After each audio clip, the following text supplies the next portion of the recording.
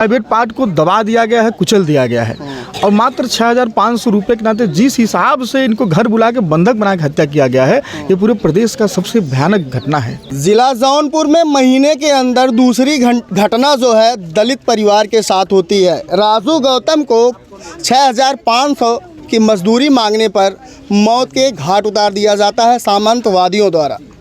अब दरअसल सोचिएगा कि उत्तर प्रदेश सरकार है और कहा जाता है बाबा की सरकार है और यहाँ पर सब सुरक्षित है, सबका साथ सबका विकास। लेकिन यहाँ पे देख सकते हैं वोट के लिए सबका साथ सबका विकास की बात सिर्फ चुनाव में अच्छी लगती है, लेकिन यहाँ पर धरातल पर देख सकते हैं कि एक दलित परिवार को यहाँ पर मारकर सुला दिया गया है और इनके भाई के यानी मृतक के भाई को भी अब जान से मारने की धमकी देते हुए सामंतवादी विचारधारा के लोग नज़र आ रहे हैं। और हमारे साथ में बहुजन समाज के कुछ ऐसे नेता हैं जो लगातार बहुजन समाज के किसी भी व्यक्ति के साथ जोर ज़बरदस्ती ज़्यादती होती है तो ये लोग अक्सर उस परिवार के साथ जाते हैं और कंधे से कंधा मिलाकर उस परिवार के साथ न्याय दिलाने के लिए तब तक बने रहते हैं जब तक उस परिवार को न्याय नहीं मिल जाता है। हमारे साथ फ्रेम में है धनुष आजमगढ़िया, जो थाना सरपताहा के अंतर्गत एक मामला हुआ था, आप देखे थे इनको, वहाँ पे काफ़ी एक्टिव थे। धनुष जी, आज आप यहाँ आए, कब आपको सूचना मिली कि राजू गौतम को 6,500 की मजदूरी मांगने पर मौत के घाट उतार दिया गया? ये घटना देखिए मुझे कल पता चली, हमारे भाई रंजीत जी के द्वारा जो है बताई गई कि ऐसी घटना घट गई जो है फुटान थाना के अंतर्गत जो है पुसा ग्राम सभा की। एक राजू गौतम जो है एक मिश्रा जी के यहाँ काम करता था, जो है गाड़ी चलाता था और शायद वो काम छोड़ दिया, इनसे कर्जा लिया तो मांगा जो है ज़रूरत पर जो है 6500 रुपये जो है, शायद वो देने में असमर्थ हो गया जो है। तो ये लोग लगातार उसको तमाम धमकियां दे रहे थे जो है। धमकियां देने के बावजूद उसको फ़ोन करके बुलाए और उसके घर पर आ गए उसको लेने के लिए जो है।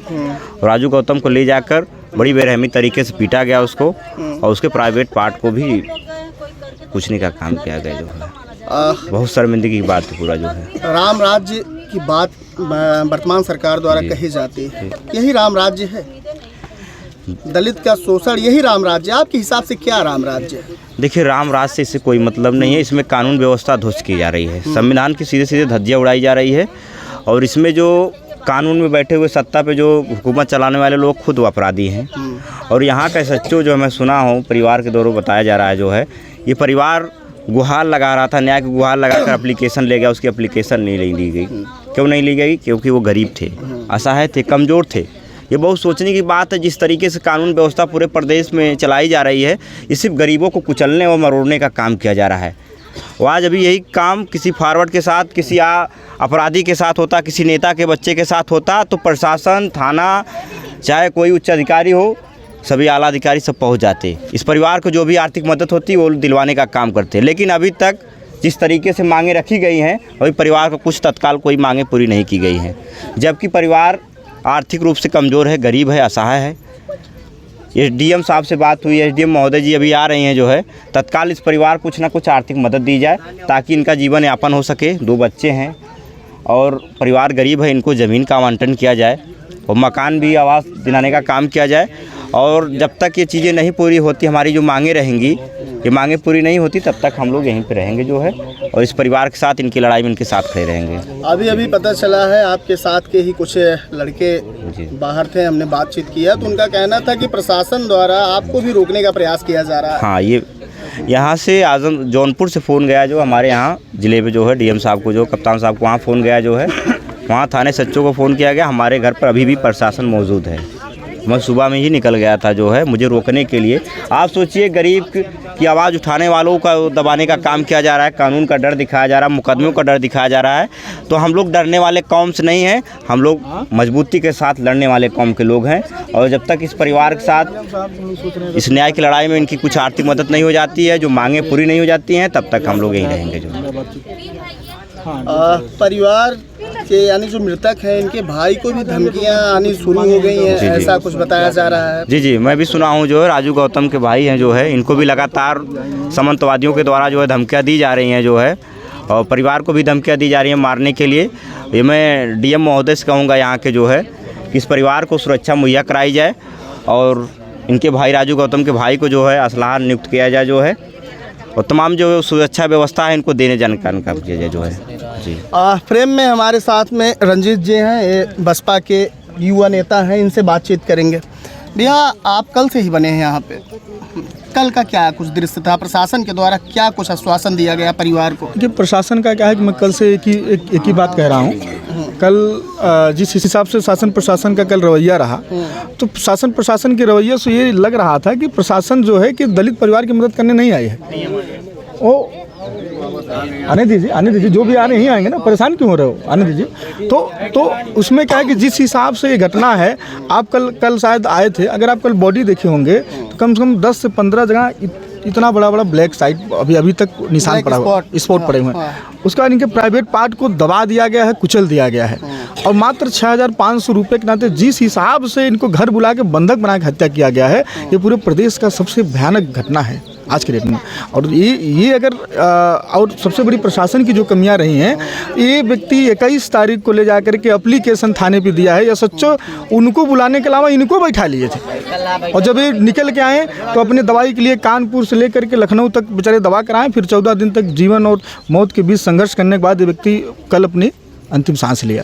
और दूसरा विषय है कि अभी भी कल यहीं जो आला अधिकारी हैं, एसडीएम मैडम कल आई थी, वो इनकी मांग लेकर मैम गई थी, और डीएम साहब का वार्ता हो रहा था। परिवार की इच्छा थी अगर डीएम महोदय अगर 10 मिनट आ जाते हैं तो कुछ इनकी मांगें थी, 2-4-5 बिंदु जो छूट गए थे वो अगर डीएम साहब आदेश कर देते हैं, एसडीएम मैडम आदेश कर देती तो परिवार की मदद हो जाती है।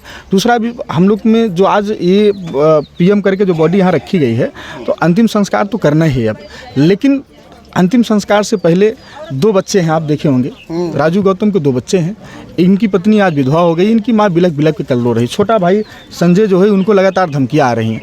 तो पहला नंबर तो इस परिवार को सुरक्षित रखने के लिए कल को हो सकता है इससे बड़ी घटना घट जाए, क्योंकि जिस हिसाब से उनका मनोबल इतना बढ़ा हुआ है, वो लगातार धमकी दे रहे हैं संजय को भी कि अगर तुम हमारे खिलाफ कोई कार्रवाई करोगे तुम्हारी भी हत्या करवा देंगे, और तुम चमार हो, तुम छोटे बिरादरी को हो, हमारा कुछ नहीं कर पाओगे, हमारा सरकार है, हमारा सत्ता, हम कुछ नहीं कर पाओगे। इस हिसाब से उनका मनोबल बढ़ा हुआ है। इस विषय की जानकारी धमकी के बाद इस विषय की जानकारी क्या प्रशासन को दी गई? प्रशासन को दी गई कल, क्योंकि जिस थाने अंतर्गत मामला हुआ, जो हत्या हुआ है, उसका अभी तक एसएचओ कभी यहाँ देखने नहीं आया। कल मेरी फ़ोन से उनसे बात हुई, कहें हम वीआईपी ड्यूटी में, कोई सांसद जी आए थे यहाँ पे, तो कहें मैं वीआईपी ड्यूटी में हूँ। हमने कहा वीआईपी ड्यूटी अगर 10 मिनट अगर आपको फुर्सत मिले तो एक दलित की लाश पड़ी हुई और पूरा परिवार बर्बाद हो चुका है, 10 मिनट आप यहाँ आ जाएंगे तो कम से कम इनको संतुष्टि मिलेगी कि आपके थाने अंतर्गत, लेकिन वो गलती किया, वो जानबूझ के यहाँ पे नहीं आ रहा है। तो शासन प्रशासन के लोगों से मांग है कि पहले नंबर तो इनको सस्पेंड किया जाए, और दूसरा नंबर संजय गौतम को सुरक्षा दिया जाए, परिवार को पूरा सुरक्षा दिया जाए, जो डरा सहमा परिवार है, ताकि इनको ये लगे कि हमारे साथ प्रशासन के लोग खड़े हुए हैं। 1-2 सिपाही यहाँ नियुक्त हो जाएगा तो परिवार कम से कम अपनी लड़ाई लड़ने लायक खड़ा रहेगा।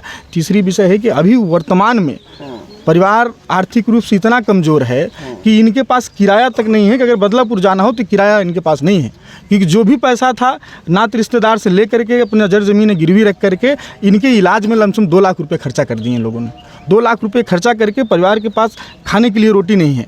तो आज प्रशासन शासन के लोगों से निवेदन है कि तुरंत इनको आर्थिक मदद किया जाए। इनके पास पावर है, इनके पास अथॉरिटी है, ये सरकार के लोग हैं, इनके पास सो मोटो पावर है कि ये परिवार को जो भी हो पाए, 2 लाख, 5 लाख, 10 लाख, इनको तत्काल मदद करें। उसके बाद परिवार के नाम जो सरकारी ज़मीन है, प्रधान जी भी यहाँ उपस्थित हैं, नेकपाल साहब भी हैं, एसडीएम मैडम अभी आई हैं, और इतना एसडीएम मैडम के कलम में ताकत है कि परिवार में तुरंत क्या नाम है कि पट्टा किया जाए करके, क्योंकि भूमिहीन थी, इनके पास भूमि नहीं थी, तो पट्टा में कुछ इनको मिल जाए ताकि अपना खेती उती करके अपने बच्चों का पेट पाल सके। और ये जो इनकी राजू गौतम की जो पत्नी है आरती देवी, ये ग्रेजुएट हैं। डीएम महोदय, एसडीएम महोदय से निवेदन है कि कहीं भी जहां भी लगे आपको उचित, कहीं भी इनको छोटी मोटी नौकरी दे दिया जाए, इनका जीवन यापन होता रहे, और इनको एक सरकारी आवास मुहैया कराया जाए। अभी भी इनके पास एक छप्पर ही है, उसमें अपना जीवन यापन ये नहीं कर सकते हैं। तो ये 2-3 बिंदु थे, उस पर हम लोग बात करने वाले हैं, मैम आ चुके हैं, तो ये सब पे अगर बात बनती है तो फिर हम लोग अंतिम संस्कार के लिए आगे बढ़ेंगे।